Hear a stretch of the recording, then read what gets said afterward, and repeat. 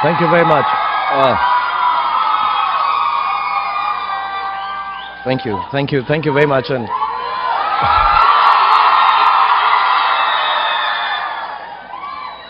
thank you very much. It's really nice to be here, and I love you too. Yeah. Good evening. It's really nice to be here finally. Yeah, it was a long flight. Thank you, Neeta, for getting me here. Thank you, Isha, for having me over here. And we were detained at the airport as always for an hour and a half, which was nice. Yeah, it always happens. It's nice. You know, whenever I start feeling too arrogant about myself, I always take a trip to America.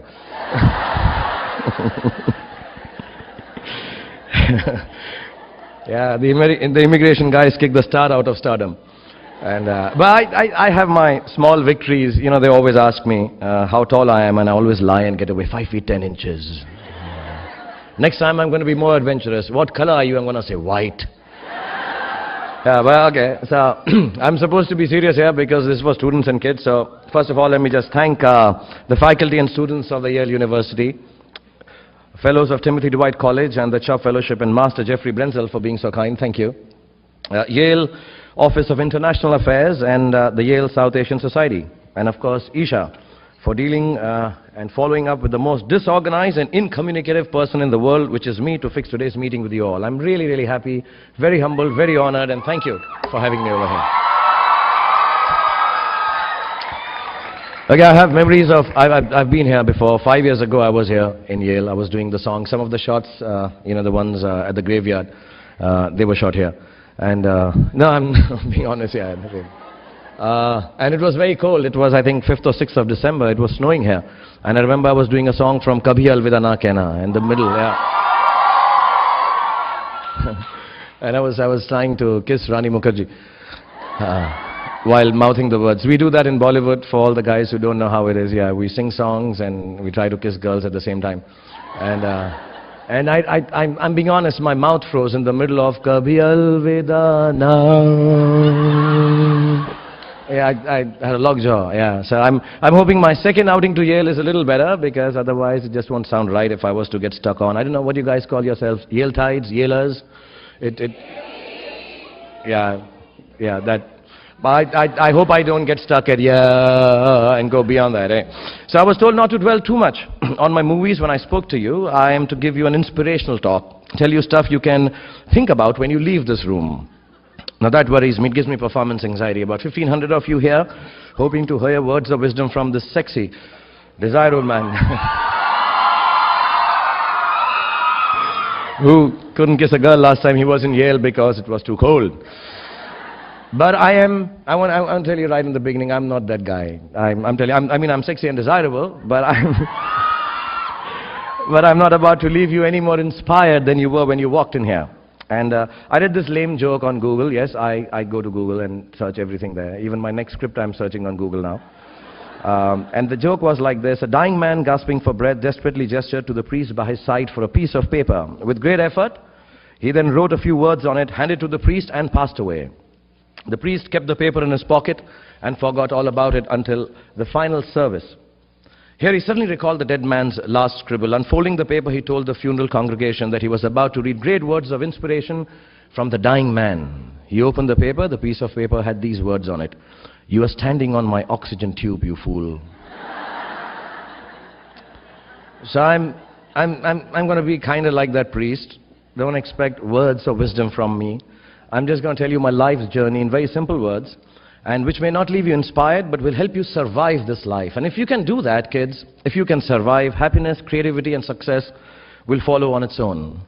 Only I hope my words will give you enough insight when you hear the story that I have to tell you, that you can tell the world, move over, you're standing on my oxygen tube, I need to breathe, yeah. So journeys can be defined by age and time, or even by destinations, as most often they are. But I feel it's hard for me to tell you the story of my life in those terms, because the concept of time has always eluded me. The day my father died seemed longer than my entire childhood. The day I felt my first success seemed fleetingly a hour long, not long enough perhaps. I wondered where it went. Even the cycle of time confounds me. I work the dark until sunrise on most days and fall asleep as the world awakens to light. My friends call me an owl.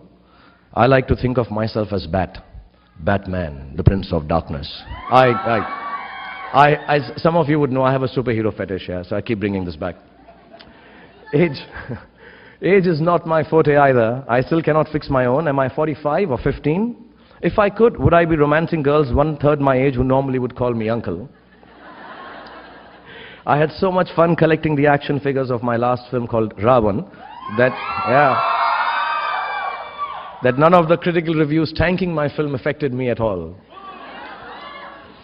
And as for my destination, I don't think I ever knew one. I walk, I run in the direction of my dreams. Things change along the way. People change, I change, the world changes, and even my dreams change.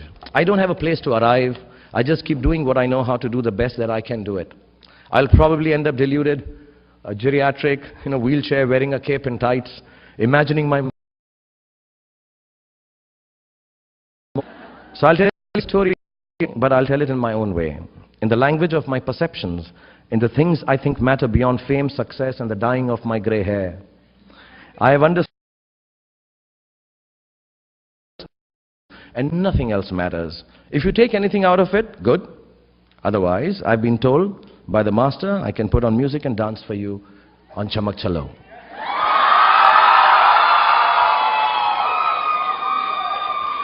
Okay, so first of all, yeah, we do that later. I know.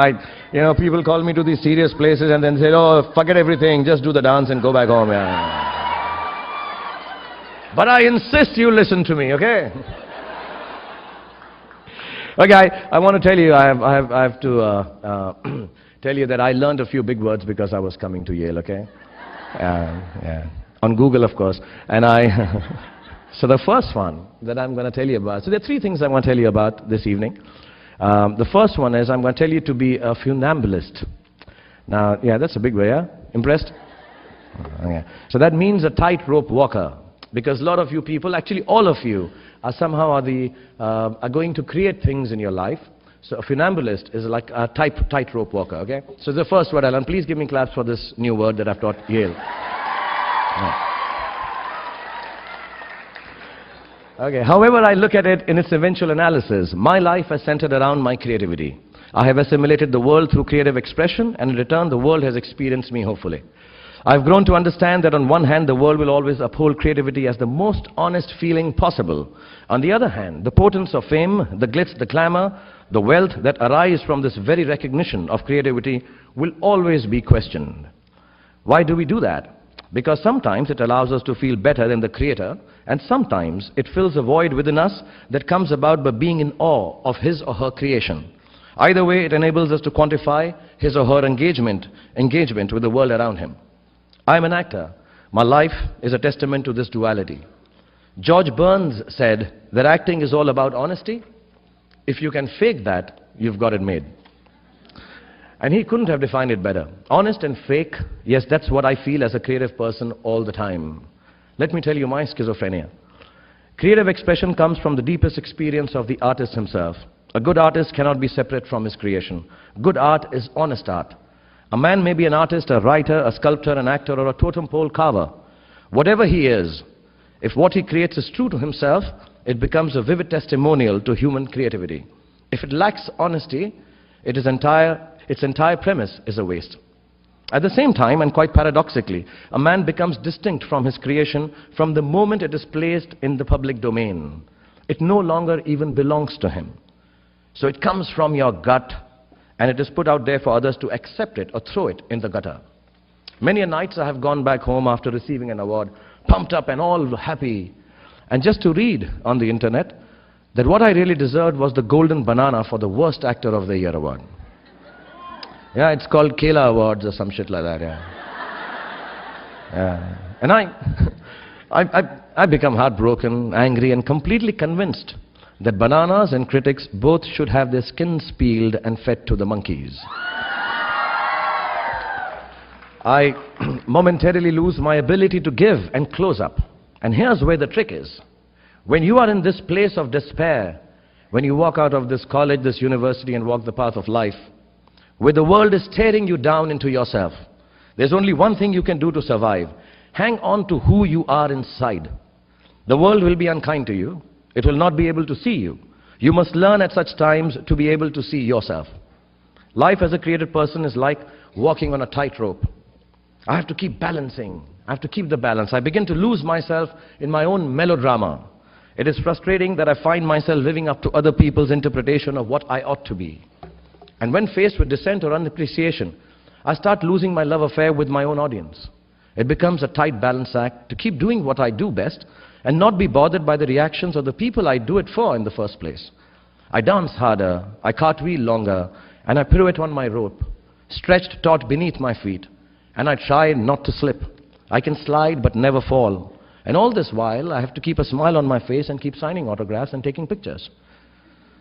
And why do I do this? Because I'm a funambulist, trying to balance my action and exterior reaction to my naked show of who I am inside.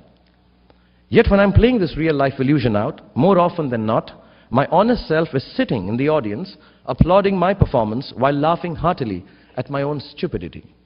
So my little kids and friends here, learn to laugh at yourself too. Never become cynical about yourself or your life. Becoming cynical about your life is the single most destructive thing you can do. For you have to remember, creativity is your gift to the world. It was never meant to be barter for anything, not even appreciation. You have to dig deep. I do it, I don't know if I'm supposed to say this, I do it while drinking vodka and listening to really sorry songs. But you guys have to find less destructive ways to do this. At least till you become my age. But you have to believe that you create only because this is the biggest gift you have to give to your world. And maybe that's why we even call God a creator. It's not about the cars or houses, it never was. These are peripherals. They never come about because of your talent or your creative outpourings. They come out of a business that people around you do. Those people are in the business of barter, not you. Yours is the business of giving and learning. Your work of art may never be complete in your lifetime. Your fulfillment will always lie in your creative expression, not in its product. So look beyond the brickbats, the critics, and know within you that you always have a choice between barter and creation. Life as a creator will always be a tightrope. So do not try to feed your stomach with creativity. It is food for the soul, not your stomach. Do not be afraid to defy conventions. Do not be afraid to destroy systems that kill art and your souls. Do not be afraid to be hungry. And do not be afraid to walk alone if necessary. Because on a tightrope, we all walk alone. And remember, if you're a creator, you're a funambulist. And not very many people know what it means, let alone be it. So be a funambulist is my prayer to all you creative people here at Yale tonight.